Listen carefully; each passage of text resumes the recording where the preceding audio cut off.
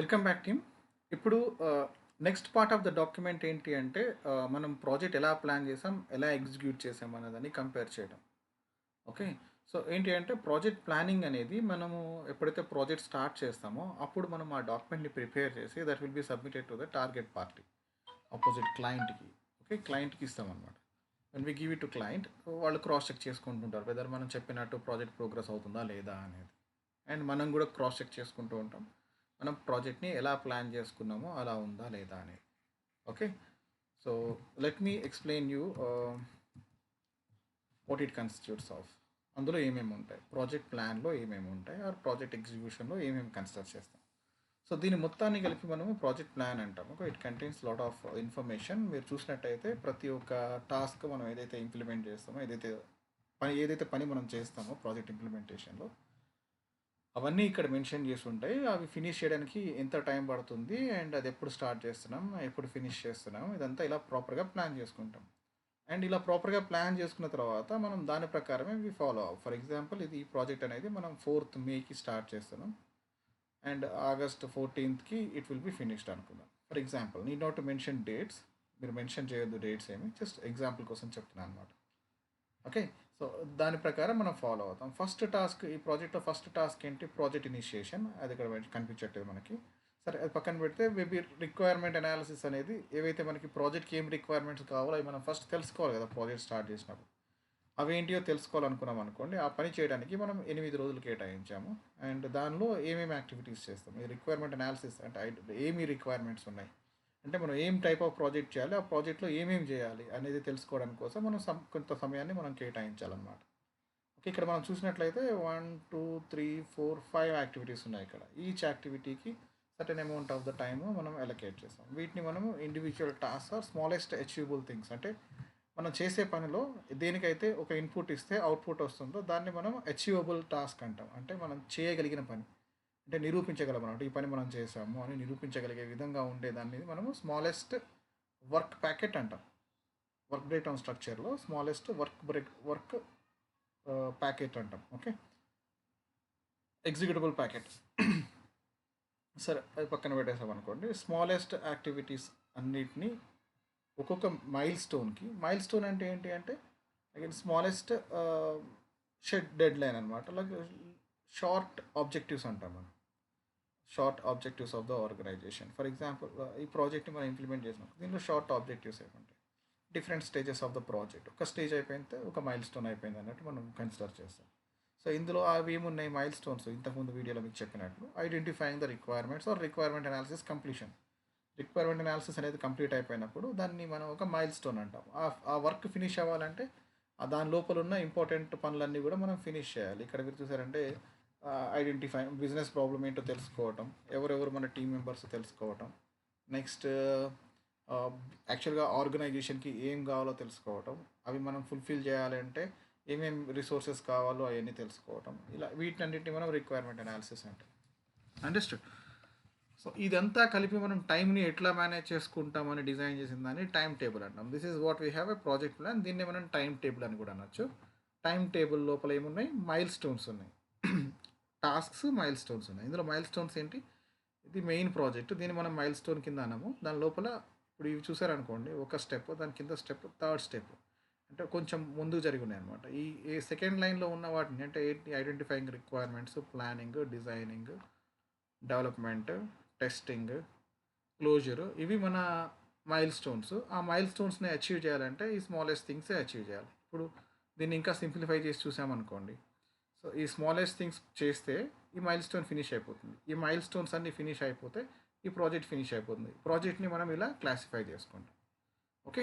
So ఇప్పుడు మనం రాసే డాక్యుమెంట్, ఈ ప్రాజెక్ట్ ప్లాన్ని మనము ప్రోగ్రెస్ అయ్యే కొద్ది మార్పులు జరగవచ్చు. ఫర్ ఎగ్జాంపుల్ ఎట్లా అంటే, ఐడెంటిఫై చేస్తున్నాం అనుకోండి, నేను చెప్పాను రేపు రండి కలుద్దాం, నేను మీకు మాకు ఏం కావాలో చెప్తానన్నాను. ఫర్ ఎగ్జాంపుల్ నేను అవైలబుల్ లేను అనుకోండి, రేపు రాలేకపోయారు అనుకోండి, ఖచ్చితంగా ఇది 4వ తారీఖు అనేది 5వ తారీఖు అవుతుంది కదా, అంటే అటువంటి చేంజెస్ జరగవచ్చు అనమాట. సో కాబట్టి వాడు ఏమడుగుతున్నాడు లాస్ట్లో, మీరు ప్రాజెక్ట్ ప్లాన్ చేసుకున్న దాన్ని మీరు ఎగ్జిక్యూట్ చేసిన దానికి ఏమన్నా చేంజెస్ ఉన్నాయా, చేంజెస్ ఉంటే ఎలా ఉన్నాయి, అది మనం రాయాల్సిన కంటెంట్. అర్థమైంది అనుకుంటున్నాను. మనం ప్రాజెక్ట్ ఎలా ప్లాన్ చేశారు, మీరు అలాగే ఇంప్లిమెంట్ చేశారా, ఏమైనా చేంజెస్ అయ్యాయా, ఇక్కడ మనం ఐడెంటిఫై అవుతుంది ప్రాబ్లమ్స్ ఏమున్నాయి, వాటి మనం ఎట్లా అడ్రస్ చేసామనేది మనం ఇక్కడ ప్రాపర్గా హ్యాండిల్ చేయాలి. ఒకవేళ మనం ఏమైనా ప్రాబ్లమ్స్ అంటే ఏమైనా చేంజెస్ అబ్జర్వ్ చేసామనుకోండి, వాటిని మనం ప్రాబ్లమ్స్ కింద తీసుకోవచ్చు. అంటే ఏదైనా ప్రాబ్లం ఉంటేనే అది చేంజ్ అవుతుంది. ఆ ప్రాబ్లం ఏంటి, దాన్ని మీరు ఎలా అడ్రస్ చేస్తారనేది కూడా మనం రాయాల్సి ఉంటుంది. ఓకే, అర్థమైంది అనుకుంటున్నాను. అంటే ఇప్పుడు మనం ప్రాజెక్ట్ ప్లాన్ ఎలా ప్లాన్ చేసుకున్నారు, దాన్ని as per the requirement implement చేశారా చేయలేదా అనేది రాయాలి. రాసి దాంతోపాటు ప్రాజెక్ట్ ఇంప్లిమెంట్ చేశారు కదా, ఇప్పుడు ఏమైనా చేంజెస్ అయ్యాయి, చేంజెస్ అవ్వడానికి కొన్ని కారణాలు ఉంటాయి. ఏదో సర్టెన్ ప్రాబ్లం వచ్చి ఉంటుంది. ఫర్ ఎగ్జాంపుల్ రిసోర్స్ అవైలబుల్ లేరు అనుకోండి, వాళ్ళని మళ్ళీ అవైలబుల్ ఉండడానికి ఒక 2 days టైం పట్టింది, సో దానివల్ల డిలే అయింది అని అట్లా రాస్తాం. ఓకే, సో ఆ రీజన్స్ ఇవ్వాలి. రీజన్స్ ఇచ్చి దాన్ని ఎలా ఓవర్కమ్ చేశారు. మళ్ళీ ఇప్పుడు ఇక్కడ 2 days ఎక్స్టెండ్ అయింది అంటే, ఇక్కడ 1 day ఎక్స్టెండ్ అయిందంటే ఖచ్చితంగా ఇవన్నీ కూడా 1 day ఎక్స్టెండ్ అయిపోతాయి. అండ్ ఖచ్చితంగా ఇనిషియేషన్ అంటే ఏ రోజు స్టార్ట్ చేస్తామో ఆ రోజు నుంచి మనం కౌంట్ చేసుకోవాల్సిందే. ఆ రోజు నుంచి మేబీ ఒక రోజు వేస్ట్ అయిపోయినా కూడా అది కౌంట్లోకి వస్తుంది. అప్పుడు ఇది మొత్తం టోటల్ డేస్ 9 days అవుతుంది కదా. ఇది 9 days అవుతాయి. ఇప్పుడు ఇక్కడ 76 days అవుతుంది. అంటే మనకి ఒక్క పని లేట్ అయితే ఆటోమేటిక్గా టోటల్ ప్రాజెక్ట్ టైం కూడా లేట్ అయిపోతుంది. అలా లేట్ అవ్వకుండా ఉండాలంటే మనం వీటి లోపల ఎక్కడొక్కడ మనం టైంని అడ్జస్ట్ చేసుకోవాలి. అంటే ఈ కొన్ని డేస్లో ఏదన్నా ఒక టాస్క్ని కొంచెం క్విక్గా ఫినిష్ చేసుకుంటే we can fix the task in 8 days.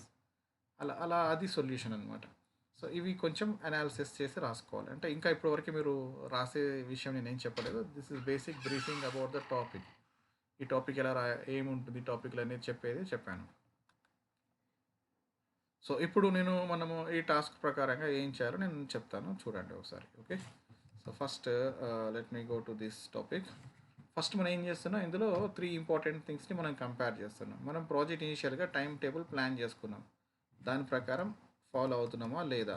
Okay, time table plan చేసుకున్నాం, దాని ప్రకారం ప్రాజెక్ట్ ఎగ్జిక్యూషన్ టైం టేబుల్ మనం కంపేర్ చేస్తాం. ఈ రెండు ఒకలా ఉన్నాయా లేవా అడ్రస్ చేయాలి. సెకండ్ వచ్చేసి మైల్ స్టోన్స్. మీరు అనుకున్న మైల్ స్టోన్స్, మీరు అచీవ్ చేసిన మైల్ స్టోన్స్ ఏమైనా వేరీ అయ్యాయా, సేమ్ ఎగ్జాక్ట్లీ అవే ఉన్నాయా అనేది మనం రాస్తాం. ఓకే, తర్వాత డెలివరబుల్స్. అంటే డెలివరబుల్స్ అనేవి ఏంటి, ప్రాజెక్ట్ అంతా అయిపోయిన తర్వాత మనం ఏం సబ్మిట్ చేస్తున్నాం. ఒక అప్లికేషన్ అయి ఉండొచ్చు, ఒక డాక్యుమెంట్ అయి ఉండొచ్చు, స్మాల్ రిపోర్ట్ అయి ఉండొచ్చు, అనలిటికల్ రిపోర్ట్ అయి ఉండొచ్చు. ఇలా డెలివరబుల్స్ ఏమున్నాయి, ఆ డెలివరబుల్స్ అయ్యే ఉన్నాయి, మనం మారాయా. అర్థమైంది అనుకుంటున్నాను. ఈ 3 విషయాల్ని మనం కంపేర్ చేసి రాయాలి. Okay, so let me start with time table. So time table అంటే ఏంటి, నేను ఇందాక మీకు ఆల్రెడీ చెప్పాను. సో టైం టేబుల్ అంటే ఏంటి, which consists of all the activities. మనం రోజువారీగా ఏమేం పనులు చేయాలి, ఈ వచ్చే 75 రోజుల్లో ఏం పనులు చేయాలనేది టైం ప్రకారం మనము ఈచ్ అండ్ ఎవ్రీ యాక్టివిటీని, పని అంటే ఇక్కడ యాక్టివిటీ, ఎవ్రీ యాక్టివిటీని ఐడెంటిఫై చేసి దానికి సర్టైన్ టైం మేనేజ్మెంట్ ప్లాన్ ఒకటి సెట్ చేసుకుంటాం. దాన్ని మనం టైం టేబుల్ అంటాం. ఆ టైం టేబుల్లో ఏముంటాయి, అన్ని పనులు, మనం ఈ ప్రాజెక్ట్ సంబంధించి చేసే ప్రతి పని అందులో ఇంక్లూడ్ అయి ఉంటుంది.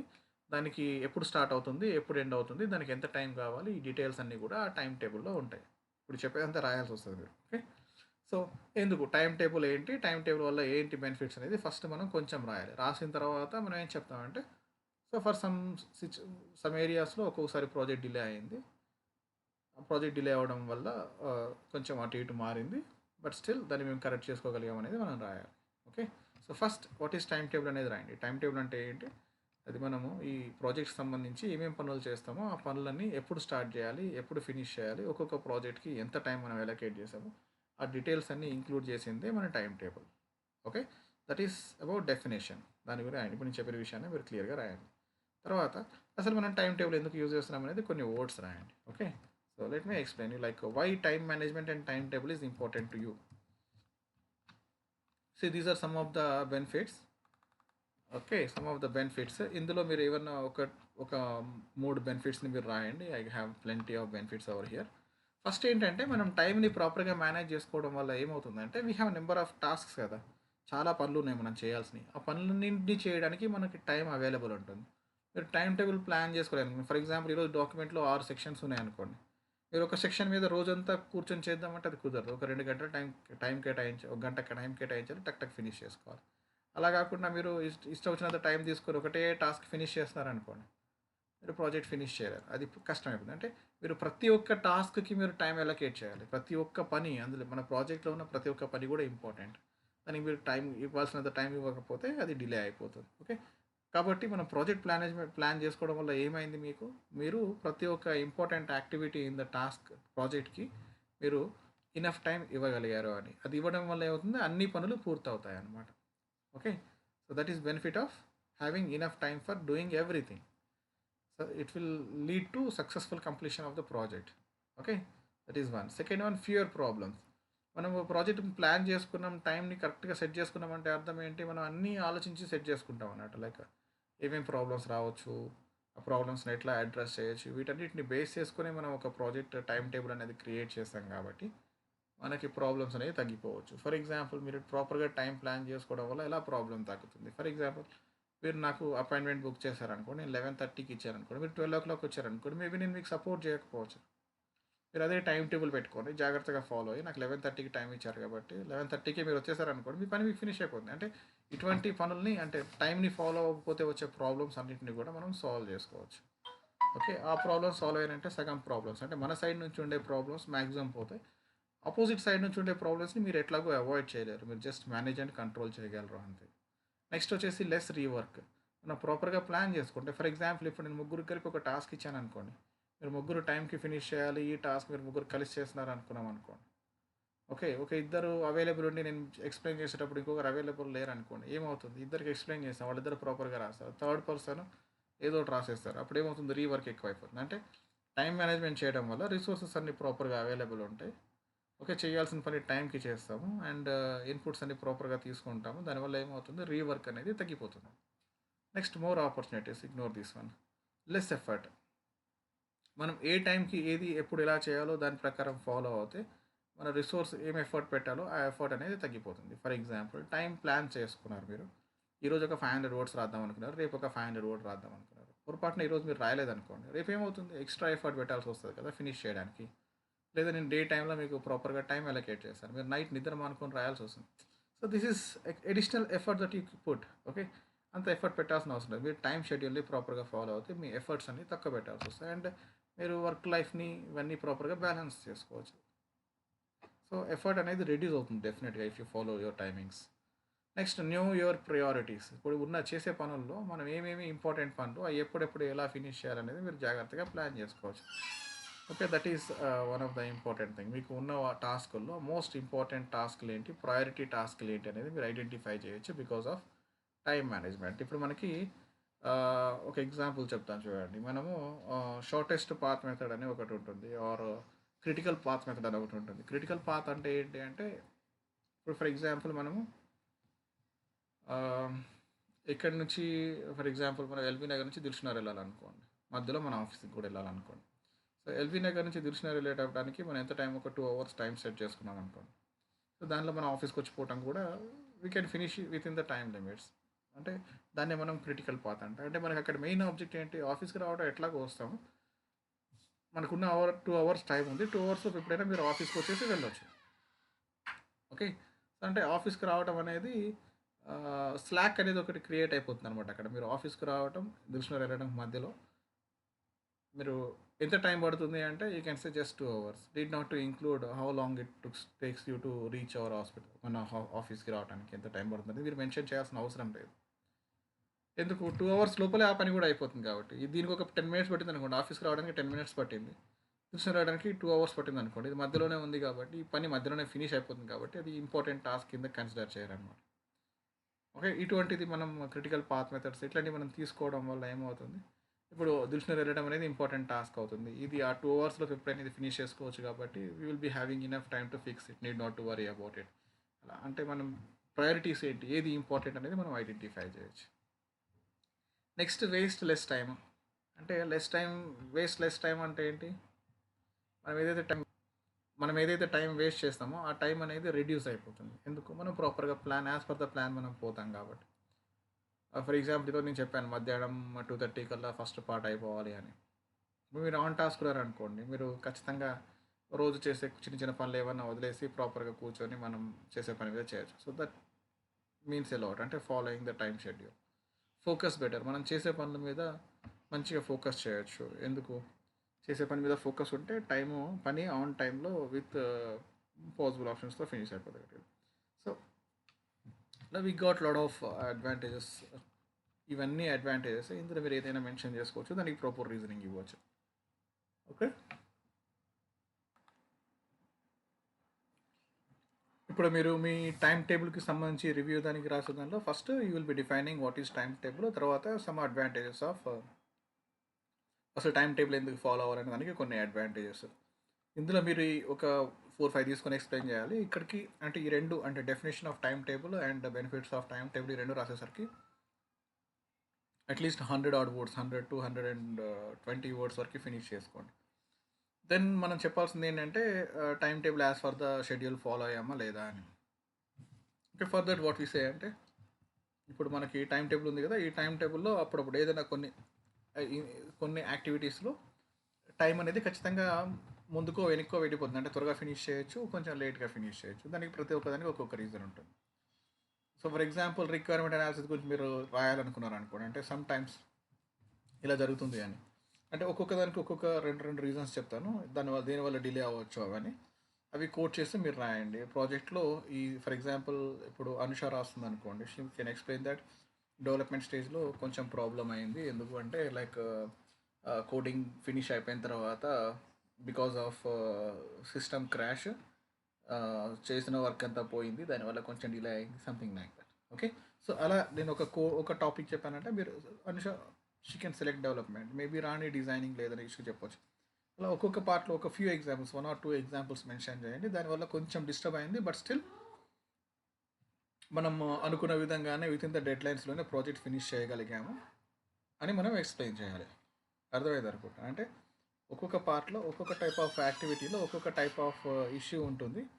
ఆ ఇష్యూ వచ్చినప్పుడు టైం షెడ్యూల్ కొంచెం మారింది, కానీ మేము దాన్ని ఫిక్స్ చేసాము. ప్రాజెక్ట్ డెడ్ లైన్ అనేది మిస్ అవ్వకుండా ప్రాపర్గా ఫిక్స్ చేసాము అనేది మనం అడ్రస్ చేస్తాం.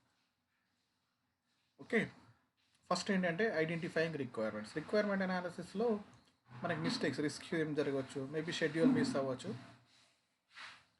సమ్ టైమ్స్ ఏంటి అంటే డిలేస్ బికాస్ ఆఫ్ రెస్పాన్స్